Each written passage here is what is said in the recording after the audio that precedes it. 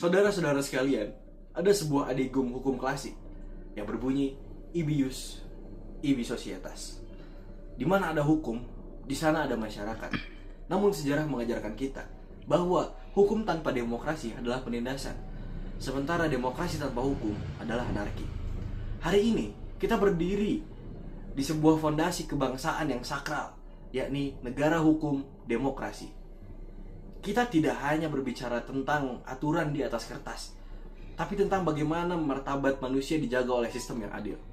Kita akan membedah mengapa sinergi antara hukum dan kedaulatan rakyat adalah harga mati bagi kemajuan bangsa kita. Di poin pertama, ada esensi negara hukum. Di dalamnya ada supremasi hukum. Tidak ada kekuasaan yang berada di atas hukum, termasuk penguasa itu sendiri. Kemudian ada legalitas. Setiap tindakan pemerintah harus didasarkan pada peraturan perundang-undangan yang sah. Kemudian ada peradilan bebas. Adanya lembaga yudikatif yang independen untuk menjamin keadilan bagi warga negara tanpa intervensi. Kemudian yang kedua, nafas demokrasi dalam hukum. Kedaulatan rakyat.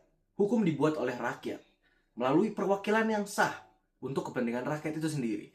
Kemudian ada partisipasi publik.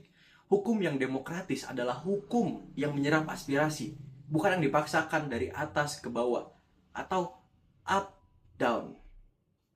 Kemudian ada perlindungan HAM. Demokrasi menjamin bahwa kelompok minoritas pun dilindungi oleh payung hukum yang sama. Kemudian ada tantangan kontemporer.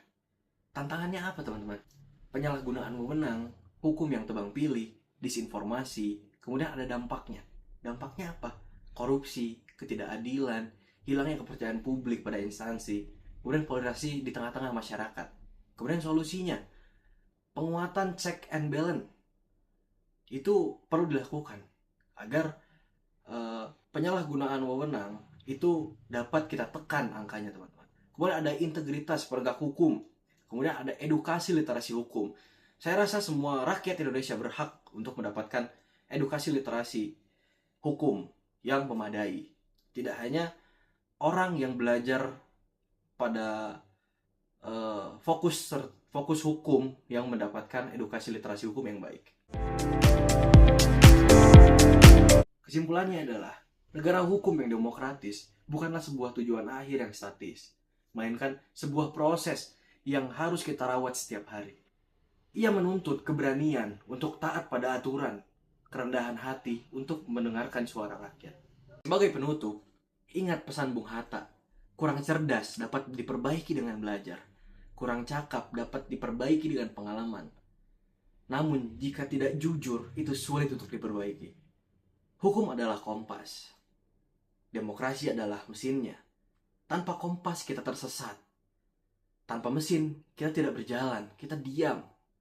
Mari kita pastikan Indonesia tetap berada di atas rel keadilan, agar bangsa, kejayaan bukan sekedar impian, melainkan kenyataan yang dirasakan untuk seluruh anak bangsa.